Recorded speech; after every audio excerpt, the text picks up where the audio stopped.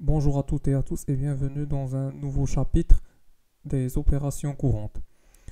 Comme nous le savons, les opérations courantes, comme son nom l'indique, ce sont toutes les opérations qui se déroulent au sein de l'entreprise et qui ont trait à l'activité d'exploitation d'une entreprise. Et comme les images l'indiquent, nous avons des illustrations de factures, de, de données chiffrées et tout ce qui est en rapport avec l'activité d'une entreprise.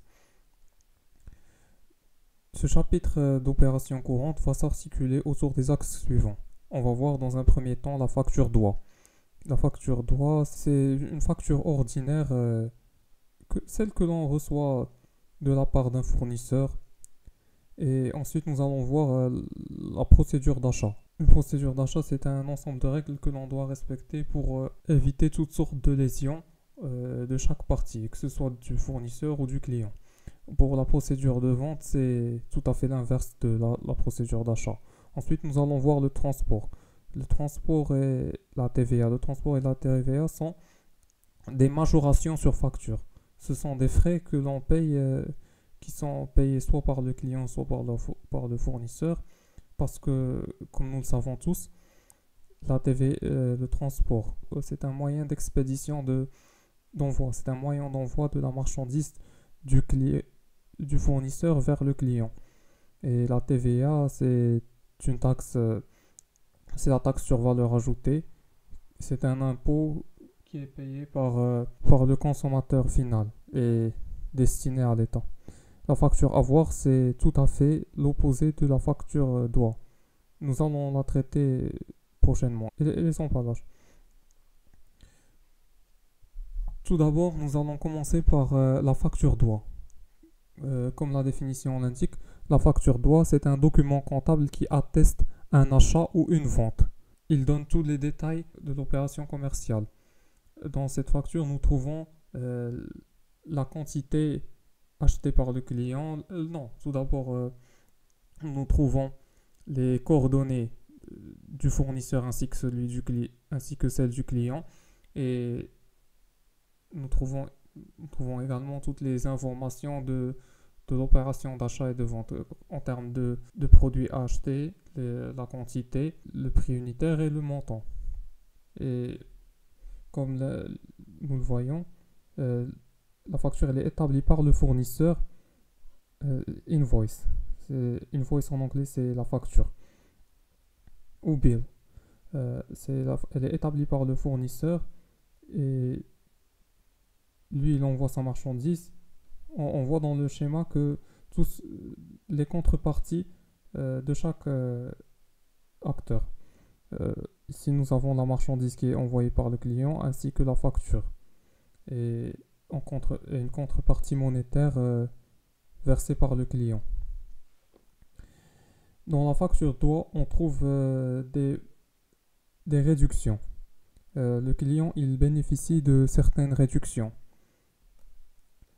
Il y a deux types de réductions, une réduction à caractère commercial et à caractère financier. On va voir tout d'abord les réductions à caractère commercial. Les réductions à caractère commercial, on a rabais, remise, ristourne. Le rabais, c'est la réduction accordée pour un défaut de qualité ou retard de livraison. Euh, Généralement, quand le fournisseur envoie à son client une marchandise, celle-ci peut ne pas être conforme aux exigences du client. Elle peut ne pas correspondre à la qualité exigée par le client. On la trouve soit endommagée, par exemple un exemple de stylo. Un stylo par exemple, lorsque le client il l'utilise lors du premier usage, il constate que celui-ci ne fonctionne pas. Dans ce cas, il exige à son fournisseur un rabais. Ou pour retard de livraison. Un retard de livraison. Par exemple, vous vous êtes mis d'accord sur un délai de livraison de 5 jours. Le fournisseur n'a pas respecté ce délai. Il a livré la marchandise 6 jours après. Ou 7 jours, voire une semaine. Cela donne lieu à un rabais. Ensuite, nous avons une remise. La remise, réduction accordée en fonction de la quantité achetée ou de la personnalité du client. On entend souvent dans le langage courant une, une remise. Une remise, c'est, elle est en rapport généralement avec les économies d'échelle. Par exemple, lorsque tu achètes une bouteille d'eau à 3 dirhams ou tu prends une dizaine à 20 dirhams, ce qui fait que le prix unitaire baisse. Quand la quantité augmente, le prix unitaire baisse. Ou de la personnalité du client. Si ce client est fidèle, il jouit de cette remise. Pour la ristourne, c'est une réduction accordée en fonction d'un niveau de chiffre d'affaires. En général, toutes ces réductions à caractère commercial sont des techniques de fidélisation. Lorsque lorsqu'un client, lorsqu'un fournisseur euh, fait une offre de celui qui achète des marchandises dépassant un montant de 100 000 dirhams, il bénéficie d'une ristourne de 10%. Ça, c'est une technique de fidélisation du client. Et ça incite à l'achat. Et c'est une opération gagnant-gagnant pour les deux parties. Avant tout, je tiens à préciser que les réductions à caractère commercial ne sont pas comptabilisées, tandis que la réduction à caractère financier, elle l'est. La réduction à caractère financier, on a un escompte. L'escompte, c'est une réduction octroyée au client suite à un paiement comptant. Lorsque le client règle sa facture dans son intégralité, il paye le montant dans son intégralité, sa totalité, il bénéficie de cette réduction. Et pour les écritures comptables y afférentes, on a chez le client escompte obtenu. Cette réduction, elle constitue un produit pour le client et une charge pour le fournisseur. Comme on le voit, chez le client, c'est un escompte obtenu, alors que chez le fournisseur, c'est un escompte accordé. Parce que cet escompte, il baisse le chiffre d'affaires, il baisse les ventes chez le fournisseur. Mais il constitue une économie pour le client. On va voir un exemple concret de la facture d'eau. Ici, on a l'entreprise ABC SARL basée au Maroc, spécialisée dans la vente de matériel informatique, vend des ordinateurs et des accessoires à son client XYZ entreprise le 15 novembre 2024. ABC SARL émet une facture de doigt. ABC SARL émet une facture de doigt à XYZ entreprise pour l'achat de matériel informatique avec des réductions commerciales, rabais 5%, remise 8% et financière, escompte de 4%. Voici toutes les informations de la facture. La date de la facture, c'était le 15 novembre 2024. Le numéro de la facture 2024 11 001. Client XYZ entreprise. Les conditions de paiement 30 jours avec un escompte de 3% si le paiement est effectué sous 10 jours. Article vendu 5 ordinateurs portables HP au prix unitaire hors taxe de 10 000 dirhams. 15 claviers sans fil Logitech au prix unitaire hors taxe de 200 dirhams l'unité. Voici la forme de la facture. Dans le côté gauche, on a les coordonnées, on a le nom du fournisseur, et ici on a la date de facturation où la facture a été établie, le numéro de la facture et le nom du client. Ici on voit les informations de l'achat.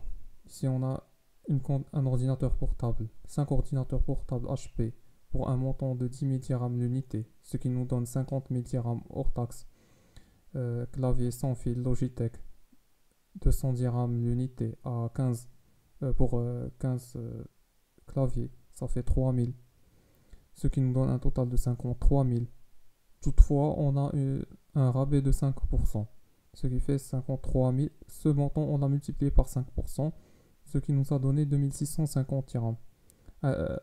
Et on a un net commercial de 50 350. Une remise de 8%, et ce qui nous donne 4028. 50 350 fois 8% est égal à 4028. Et on a un net commercial de 46 322. Et enfin, on a un escompte de 4%. On a considéré que le client a réglé la facture comptant. Et donc, il jouit de cet escompte. 1852,88. 46 000 net commercial. Le dernier net commercial fois 4%. Ce qui nous donne un net à payer de 44 469,12. Maintenant, nous allons voir les écritures comptables de chaque partie. Chez le fournisseur, on a client au débit 44 469,12. Escompte accordé 1852,88 au débit, ce qui nous donne un total de 46 322. Vente de marchandises. On a vendu la marchandise à un...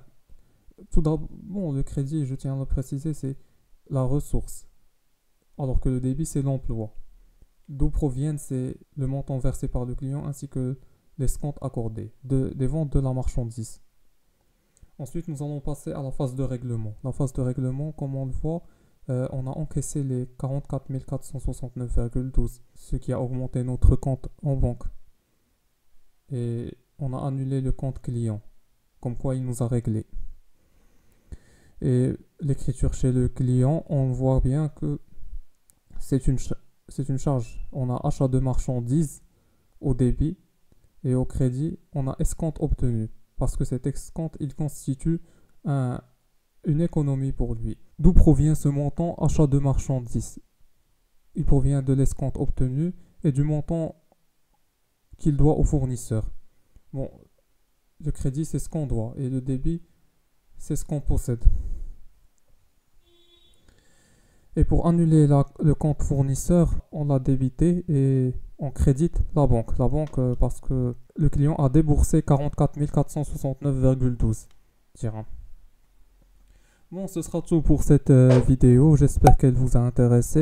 Si c'est le cas, n'hésitez pas à mettre un like et de vous abonner à la chaîne. Sur ce, je vous dis à la prochaine et à bientôt pour les prochaines vidéos.